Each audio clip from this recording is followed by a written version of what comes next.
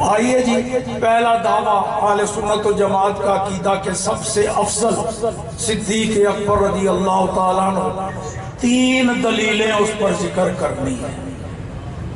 پہلی دلیل قرآن پاک سے، اللہ کریم کے ارشاد اور فرمان سے یہ ثابت ہے کہ صدیق اکبر نبیوں کے بعد سب سے افضل اور اعلیٰ۔ تو سب سے مضبوط اور اقوی دلیل قرآن پاک۔ اللہ اکبر۔ قرآن پاک کی ایک آیت میں نے ابھی آپ کو خطبے میں پڑھ کے سنائی، وَسَيُجَنَّبُهَا الْأَتْقَى۔ مفسرین فرماتے ہیں یہ صدیق اکبر کے حق میں نازل ہوئی ہیں، چند آیات آگے بھی، مگر میں صرف پہلی آیت پڑھی، وَسَيُجَنَّبُهَا الْأَتْقَى، جہنم سے بڑا ہی دور رکھا جائے گا اس ہستی کو، اس شخصیت کو جو ہے اتقا۔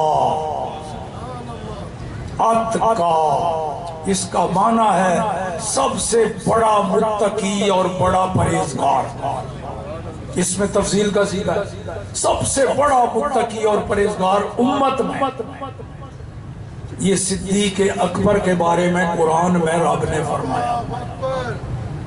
تو یہاں سے کیا ثابت ہوا جی؟ صدیق اکبر ہیں اتقا۔ رب کے ارشاد سے ثابت ہو گیا صدیق اکبر ہیں اتقا۔ اور ایک اور جگہ رب کریم نے فرمایا ان اکرمکم عند اللہ اتقاکم، یہ بھی رب کا فرمان۔ اے میرے محبوب کے امتیو، میرے محبوب کے صحابیو، تم میں جو اتقا ہے وہی تم سب میں اکرم، افضل اور اعلیٰ ہے۔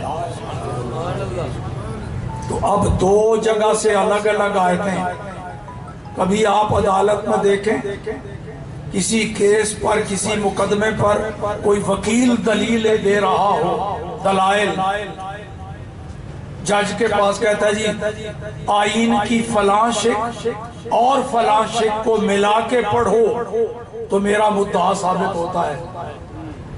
تو میں بھی یہ عرض کروں گا ان دونوں آیتوں کو ملا کے پڑھو تو وہ میرا دعویٰ اور جو میں نے کہا عقیدہ وہ ثابت ہوتا ہے۔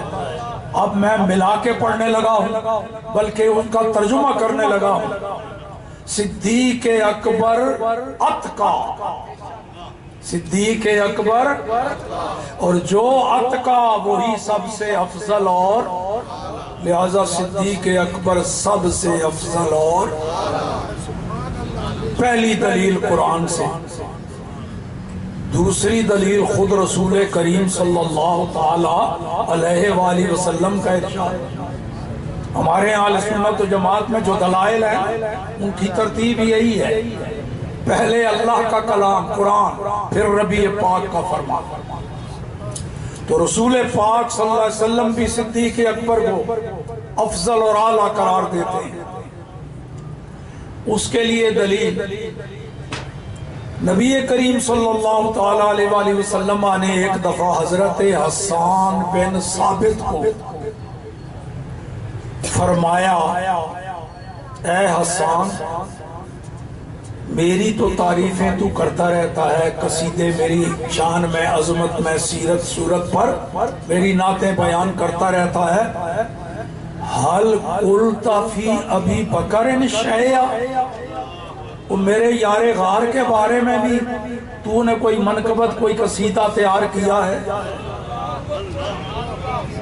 اس سے کیا سمجھ آئی؟ حضور چاہتے کیا ہیں کہ کوئی صدیق اکبر کی شان بیان کرے؟ حل قلت فی ابی بکر شیئا، اے حسان میرے یار غار کے بارے میں، ابو بکر صدیق کے بارے میں بھی کوئی تو نے شعر بنائے ہیں؟ حسان نے کہا نعم یا رسول اللہ سرکار وہ آپ کا محبوب ہے تو میرے محبوب کا محبوب ہو گیا نا، ان کے لیے بھی میں نے شعر تیار کیے ہوئے ہیں۔ آگے سنیے سرکار کیا فرما رہے ہیں۔ قُلْ وَأَنَا أَسْمَعُ، قُلْ وَأَنَا أَسْمَعُ، اے حسان پھر تو سنا، میں سننا چاہتا ہوں۔ صدیق اکبر کی عظمت اور شان اپنے شعروں میں تو سنا، انا اسمع، میں سننا چاہتا ہوں۔ معلوم ہو گیا میاں صاحب بھی جو کام کر رہے ہیں سرکار خوش ہوتے ہیں، حضور چاہتے ہیں صدیق اکبر کی شان اور عظمت کوئی بیان کرے۔ تو حسان بن ثابت نے پھر نبی پاک کو جو اشعار سنائے وہ کیا تھے؟ وَسَانِسْ نَئِنِ فِي الْغَارِ الْمَنِيفِ وَوَقَدْ طَافَ الْعَدُوُّ بِهِ إِذْ صَعَدَ الْجَبَلَ۔ اللہ اللہ اللہ، آپ جس کی بات کر رہے ہیں جو حکم فرمایا مجھے، وہ تو وہ ہستی ہے کہ غار میں جو دو مقدس ہستیاں تھیں ان میں سے ایک تو سرکار اللہ کے محبوب تھے، دوسرا وہی تو تھا صدیق اکبر، غار کا ساتھی، اور نبی پاک کو کندھوں پہ اٹھا کے پہاڑ کی چوٹی پہ چڑھ گیا جبکہ دشمن تعاقب کر رہے تھے، پیچھا کر رہے تھے، تعاقب کر رہے تھے، تو وہ اللہ کے محبوب کو کندھوں پہ اٹھا کے صعد الجبل، جبل سور، اس کی چوٹی پر غار سور میں، اللہ اللہ۔ اور اگلا شعر، وَكَانَ حِبَّ رَسُولِ اللَّهِ قَدْ عَلِمُوا، وَكَانَ حِبَّ رَسُولِ اللَّهِ قَدْ عَلِمُوا مِنَ الْبَرِيَّةِ لَمْ يَعْدِلْ بِهِ رَجُلًا۔ اور وہ ابو بکر صدیق، وہ تو رسول اللہ کا محبوب، قد علموا، سارا زمانہ جانتا ہے، کل جہان جانتا ہے، سارے جانتے ہیں وہ رسول اللہ کا محبوب، اور زمانہ جانتا ہے من البریت لم یعدل بہ رجلا، کہ اللہ کے محبوب اس کے برابر کسی کو بھی نہیں جانتے۔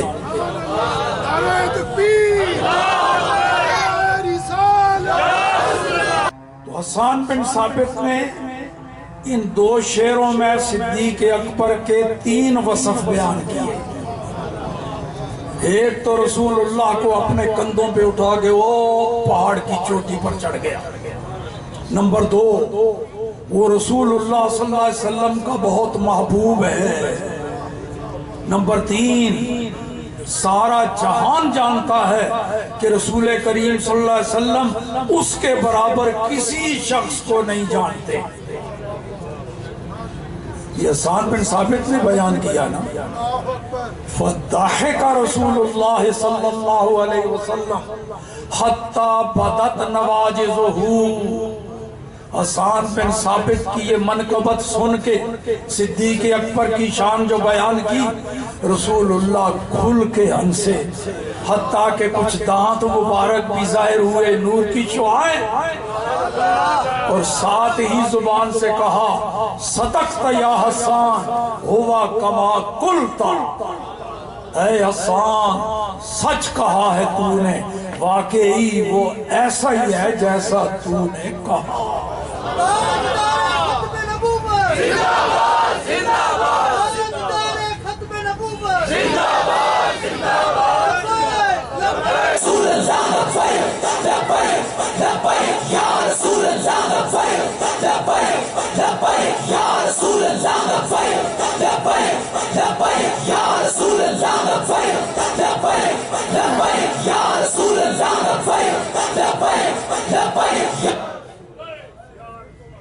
تو سرکار نے کیا فرمایا؟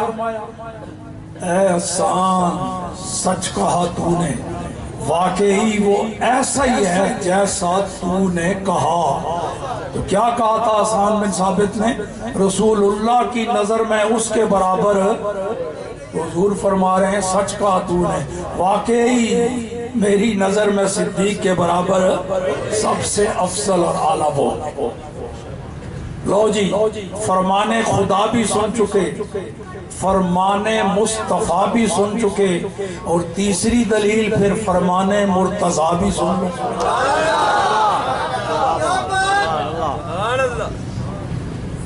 مولا علی شیر خدا کرم اللہ تعالی وجہ الکریم بھی یہی فرما رہے ہیں۔ یہ تیسری دلیل کہ صدیق اکبر سب سے افضل اور اعلیٰ۔ حدیث بخاری شریف میں مولا علی کے صاحبزادے حضرت محمد بن حنفیہ رضی اللہ تعالی عنہ فرماتے ہیں قلت لأبی، میں نے ایک دفعہ اپنے والد گرامی، اپنے ابا جان مولا علی شیر خدا کرم اللہ تعالی وجہ الکریم رضی اللہ تعالی عنہ کی بارگاہ میں بڑے ادب سے یہ سوال پوچھا کہ اے ابا جان،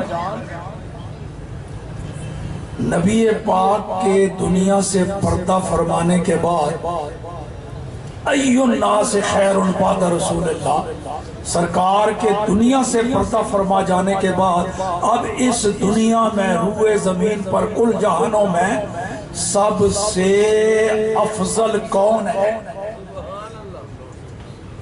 مولا علی نے فرمایا ابو بکر سب سے افضل، صدیق اکبر رضی اللہ تعالیٰ عنہ۔ گلی گلی نگر نگر ابو بکر ابو بکر، گلی گلی نگر نگر ابو بکر ابو بکر، نگر نگر گلی گلی علی علی علی علی۔ تو اس عقیدے پر بہت بے شمار نصوص ہیں، قرآنی بھی، احادیث بھی، اقوال اصحاب بھی۔ میں نے صرف 3 دلیلیں عرض کر دیں کہ سب سے افضل اور اعلیٰ نبیوں کے بعد صدیق اکبر۔